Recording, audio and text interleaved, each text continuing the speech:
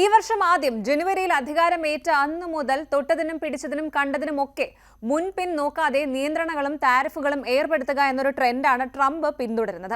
ഇപ്പോഴിതാ ട്രംപ് ഭരണകൂടം കുടിയേറ്റത്തിനെതിരായ നടപടികൾ ശക്തമാക്കുന്നതിന്റെ ഭാഗമായി മറ്റൊരു ഞെട്ടിക്കുന്ന നീക്കം നടത്തിയിരിക്കുകയാണ്. കുടിയേറ്റത്തിനെതിരായ ഏറ്റവും പുതിയ നടപടികളിൽ H-1B വിസയ്ക്ക് $1,00,000 വാർഷിക ഫീസ് ചുമത്താനുള്ള ഉത്തരവിൽ ട്രംപ് ഒപ്പുവെച്ചിരിക്കുകയാണ്. ഈ നടപടിയോടെ അമേരിക്കക്കാരുടെ തൊഴിലവസരങ്ങൾ തട്ടിയെടുക്കുന്നത് ഒഴിവാക്കാനാകുമെന്നാണ് ട്രംപ് വാദിക്കുന്നത്. ഈ ഒരു നീക്കം ഇന്ത്യ, ചൈന ഉൾപ്പെടെയുള്ള രാജ്യങ്ങളിൽ നിന്നുള്ള അമേരിക്കയിൽ ജോലി നേടാനും ചെയ്യാനുമൊക്കെ ആഗ്രഹിക്കുന്നവർക്ക് വൻ തിരിച്ചടിയാണ്. വിദേശ തൊഴിലാളികളെ വളരെയധികം ആശ്രയിക്കുന്ന രാജ്യത്തെ ടെക് മേഖലയ്ക്കും കനത്ത പ്രഹരമേൽക്കാൻ സാധ്യതയുള്ള നീക്കവുമാണ്. യുണൈറ്റഡ് സ്റ്റേറ്റ്സിലെ മറ്റേതൊരു മേഖലയെക്കാളും ടെക് ഭീമന്മാർ H-1B വിസ ഉടമകളെയാണ് വളരെയധികം ആശ്രയിക്കുന്നത്. H-1B പ്രോഗ്രാമിലൂടെ ലഭിക്കുന്ന ജോലികളിൽ ഏകദേശം 2/3 ഭാഗവും കമ്പ്യൂട്ടർ സംബന്ധമായതാണെന്നാണ് US സർക്കാരിന്റെ കണക്കുകൾ സൂചിപ്പിക്കുന്നത്. എന്നാൽ തൊഴിലുടമകൾ എഞ്ചിനീയർമാർ, അധ്യാപകർ, ആരോഗ്യ പ്രവർത്തകർ എന്നിവരെ കൊണ്ടുവരാനും വിസ ഉപയോഗിക്കുന്നുണ്ട്.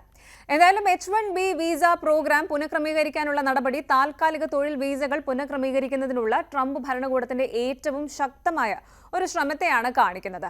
നിലവിൽ പ്രാരംഭ അപേക്ഷയ്ക്ക് ഏകദേശം $1,000 ഫീസ്. $1,00,000 ഓരോ അപേക്ഷകനുമാണോ അതോ ചില പ്രത്യേക തരം അപേക്ഷകൾക്കുള്ളതാണോ എന്ന് ഇതുവരെ വ്യക്തമല്ല. 1990 അന്നത്തെ US president George W. Bush ഒപ്പുവച്ച H-1B വിസ പ്രോഗ്രാം വിദേശ രാജ്യങ്ങളിൽ നിന്നുള്ള വിദഗ്ധ തൊഴിലാളികളെ അമേരിക്കയിൽ താൽക്കാലികമായി ജോലി ചെയ്യാൻ പ്രാപ്തരാക്കുന്നു.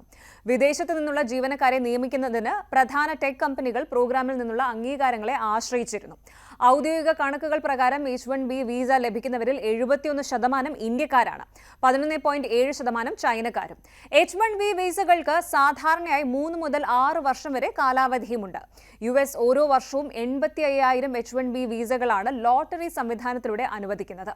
US citizenship and immigration service data പ്രകാരം 2025 ആദ്യ പകുതിയിൽ മാത്രം ആമസോണിന് 10,000 അംഗീകാരങ്ങളും ടാറ്റ കൺസൾട്ടൻസി സർവീസസിന് 5,500-ലധികം അംഗീകാരങ്ങളും അതുപോലെ മൈക്രോസോഫ്റ്റിനും മെറ്റ പ്ലാറ്റ്ഫോമുകൾക്കും 5,000-ലധികം അംഗീകാരങ്ങളും ലഭിച്ചിരുന്നു. യുണൈറ്റഡ് സ്റ്റേറ്റ്സിലെ H-1B പ്രോഗ്രാം പ്രത്യേക മേഖലകളിൽ താൽക്കാലിക വിദേശ തൊഴിലാളികളെ കൊണ്ടുവരുന്ന തൊഴിലുടമകൾക്ക് പ്രതിവർഷം 65,000 വിസകൾ വാഗ്ദാനം ചെയ്യുന്നു. കൂടാതെ ഉന്നത ബിരുദമുള്ള തൊഴിലാളികൾക്ക് 20,000 വിസകളും നൽകിയിരുന്നു. മുന്നേ ഈ പരിപാടിയുടെ വിമർശകർ വാദിച്ചിരുന്നത് ഈ ഒരു വിസ സംവിധാനം കമ്പനികൾക്ക് വേതനം അടിച്ചമർത്താനും അതുപോലെ ഇതേ ജോലികൾ ചെയ്യാൻ കഴിയുന്ന അമേരിക്കക്കാരെ മാറ്റി നിർത്താനും അനുവദിച്ചിരുന്നു എന്നാണ്. അതേസമയം കഴിവുള്ളവരുടെ വിടവ് നികത്തുന്നതിനും അതുപോലെ സ്ഥാപനങ്ങളുടെ മത്സരക്ഷമത നിലനിർത്തുന്നതിനും അത്യാവശ്യമായ ഉയർന്ന വൈദഗ്ധ്യമുള്ള തൊഴിലാളികളെ വിസ കൊണ്ടുവരുന്നുവെന്ന് ടെസ്ല CEO ഇലോൺ മസ്ക് ഉൾപ്പെടെയുള്ള പിന്തുണക്കാർ പറഞ്ഞു.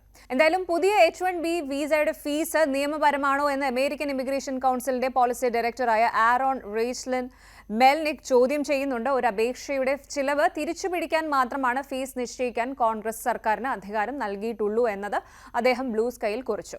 കഴിഞ്ഞ മാസം വിനോദസഞ്ചാര ബിസിനസ് വിസകൾക്ക് $15,000 വരെ ബോണ്ട് ആവശ്യപ്പെടുന്ന ഒരു പൈലറ്റ് പ്രോഗ്രാമും US അവതരിപ്പിച്ചിരുന്നു എന്നത് ശ്രദ്ധേയമാണ്.